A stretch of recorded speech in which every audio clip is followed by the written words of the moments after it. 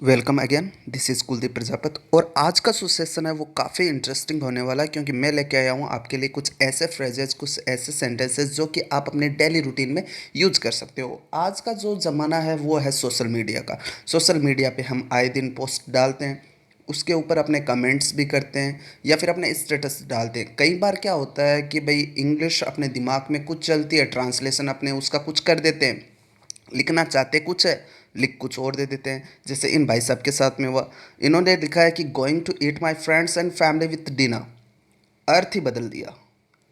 इसका मतलब क्या हुआ कि मैं अपने फ्रेंड्स और फैमिली को डिनर के साथ में खा रहा हूँ, खाने जा रहा हूँ। ठीक है, लिखना क्या चाहते थे कि गोइंग टू हैव या फिर going to take dinner with my friends and family. ये आपके साथ ना हो, इसलिए आप ये वीडियो देखिए।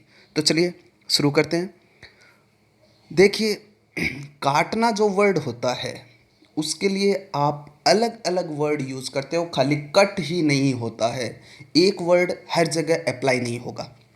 जैसे कुत्ता तुम्हें काट लेगा, तो कुत्ता अगर काटता है तो उसके लिए आप वर्ड यूज करते हो बाइट। नेक्स्ट है, किसान अपनी फसल काट रहे हैं तो the farmers are reaping the crops. Reaping का मतलब होता है फसल काटना। नेक्स्ट है, उसने लिस्ट में से मेरा नाम काट दिया तो he has removed my name from the list. यहाँ पे रिमूव करना हो गया। नेक्स्ट है, आप मेरे वेतन से मेरी किस्त काट सकते हो। कोई चीज़ जो फाइनेंशियली है, जो इकोनॉमिकली है, कोई पैसा वगैरह है, ये अगर कुछ करता है तो ये डिडक्ट होता है। You can deduct my instalment from my पे।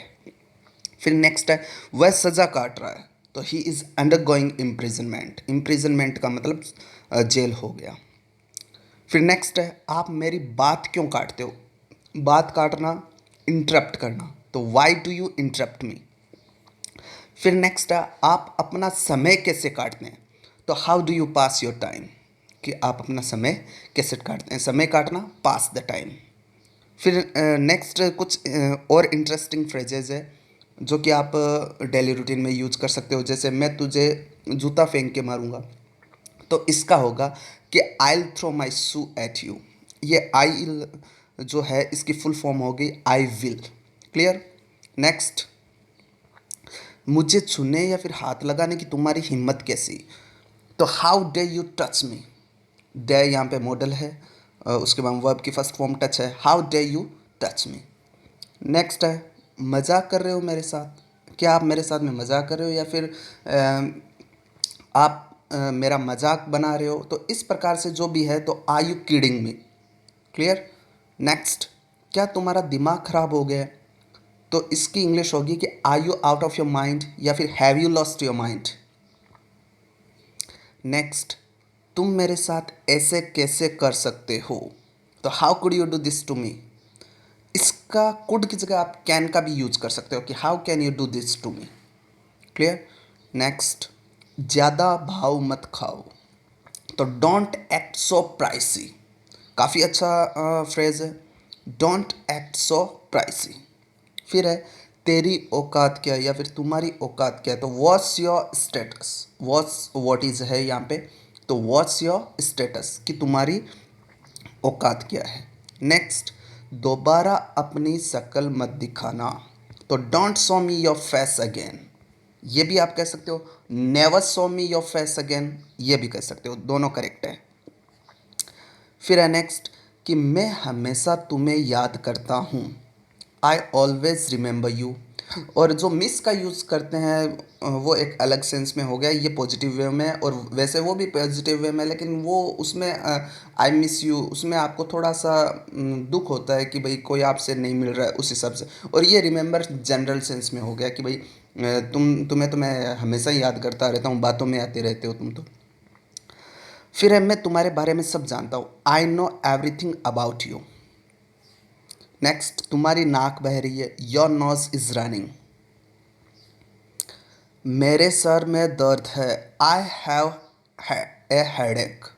हेडेक सर दर्द को कहते हैं। फिर है, तुम थके हुए दिख रहे हो, तो यू लुक टायर्ड। फिर ये कोई बड़ी बात नहीं है, it's not a big deal. फिर बस बहुत हुआ, दैट्स एनफ, ये आपका हो गया दैट्स एनफ, बहुत हुआ। उसके बाद में मैं मन ही मन मुस्कुराया, मैं मन ही मन मुस्काया या फिर मुस्कुराया, तो I smile to myself. फिर है डर के आगे जीत है, माउंटेन ड्यू की टैगलाइन है। तो इसका हो गया beyond fear lies victory, victory का मतलब जीत, फियर का मतलब डर, बियॉन्ड का मतलब परे, मतलब उससे आगे। तो बियॉन्ड फियर लाइज विक्ट्री।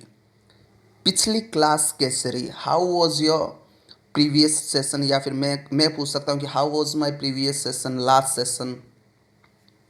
फिर है तुम कितने आलसी हो, यू आर सो लेजी, ये भी कह सकते हो। एक और आप यूज कर सकते हो कि how lazy you are, how lazy you are, तुम कितने आलसी हो, वो इससे बढ़िया सेंटेंस है। फिर आप यूज कर सकते हो कि मेरे पास बहुत दोस्त है, या फिर ये भी हिंदी में इसकी हो सकती है कि भाई मेरे बहुत सारे दोस्त हैं, तो आई हैव मैनी फ्रेंड्स। फिर मैं सिर्फ तुम्हारी हूँ या फिर मैं सिर्फ तुम्हारा हूँ, तो आई एम ओनली योर्स। फिर अपनी नौटंकी बंद करो, नौटंकी को इंग्लिश में कहते हैं गिमिक, तो स्टॉप योर गिमिक। फिर नेक्स्ट है मैं कुछ नहीं कर सकता, आई कांट डू एनीथिंग, या फिर आप ये भी कह सकते हो कि I do nothing, sorry I can do nothing, ये भी कह सकते हो। कांट की जगह पर कैन का यूज़ करो, डू करो, और एनीथिंग की जगह नथिंग कर दो। अगर यहाँ पे कांट का यूज़ करते हो तो लास्ट में एनीथिंग आएगा, आई कांट डू एनीथिंग या फिर आई कैन डू नथिंग। फिर ये तो होना ही था, it was bound to happen, ये बाउंड है, ये बाइंड की पास्ट पार्टिसिपल है, सेकेंड फॉर्म और थर्ड फॉर्म यही है। बाइंड का मतलब बंधे हुए होना होता है, तो it was bound to happen मतलब कि ये तो होना ही था, ये तो पहले से ही तय था। आप झूठ बोल रहे हो, तो यू आर लाइंग। फिर है तुम बहुत ही आकर्षक हो, तो यू आर एलिजेंट, बढ़िया सेंटेंस है। इसकी जगह पे आप और भी बहुत सारे टर्म्स यूज कर सकते हो, जैसे you are stunning, you are beautiful, you are awesome, you are fabulous, you are marvellous, कुछ भी आप यूज कर सकते हो। फिर नेक्स्ट है मुझे बदनाम मत करो, तो डोंट डिफेम मी। फेम जो वर्ड है, जैसे अपने कहते हैं नेम फेम, ये वो ही है। फेमस का मतलब प्रसिद्ध, डिफेम मतलब बदनाम, कि डोंट डिफेम मी, मुझे बदनाम मत करो। मेरे ये सुनकर होश उड़ गए, I freaked out hearing it. Freak out का मतलब होता है होश उड़ जाना, या फिर बहुत ज़्यादा एक्साइटमेंट में आ जाने को भी अपने फ्रिक आउट कहते हैं। फिर हमेशा की तरह इट्स एज यूजुअल, यहाँ पे थोड़ा सा गलती है, इट्स में आपको ऊपर एस के बाद में एपोस्ट्रोफी लगाना पड़ेगा, क्योंकि वो इट इज़ है। ये इट्स यहाँ पे आपका पॉजेसिव एडजेक्टिव बन गया है, जबकि ये ऐसा यहाँ पे नहीं था, यहाँ पे इट इज़ एज यूजुअल है, तो वो इट्स बनेगा, ऊपर एपोस्ट्रोफी आएगा। ऐसा मत सोचो, डोंट थिंक सो। नेक्स्ट है मिलते रहा करो, तो कीप इन टच। फिर है क्या तुम चुप रहोगी, विल यू शट अप। बाहर बहुत सर्दी है, तो it is very cold outside. Next है कोई शक, तो इसको अपने कहेंगे एनी डाउट। उसके बाद में भूल मत जाना, डोंट फॉरगेट। इसको आप बहुत सारे सेंटेंसेस में यूज़ कर सकते हो, जैसे कि कॉल करना मत भूलना, don't forget to call me. या फिर आप कह सकते हो कोई सामान, जैसे मान लो बिस्किट लाना है, तो don't forget to bring biscuit, या फिर don't forget to buy that thing, कुछ भी आप यूज़ कर सकते हो। Don't forget to go there, don't forget to inform him, कुछ भी आप यूज़ कर सकते हो, काफ़ी अच्छा फ्रेज है। फिर नेक्स्ट है कुछ याद आया, did you recall something. Recall का मतलब फिर से कोई चीज़ को याद करने से होता है, डिड यू रिकॉल समथिंग। मुझे बस 5 मिनट दो, गिव मी जस्ट 5 मिनट्स। फिर नेक्स्ट है तुमने उसकी ज़िंदगी खराब कर दी, you have spoiled his life. Spoil का मतलब होता है कोई चीज़ बर्बाद कर देना। नेक्स्ट है उन्हें वापस ले आओ, ब्रिंग देम बैक। फिर है मैंने उसे कभी ना नहीं कहा, तो I have never said not to him. I have never said not to him, काफ़ी अच्छा वर्ड है, सॉरी काफ़ी अच्छा सेंटेंस है।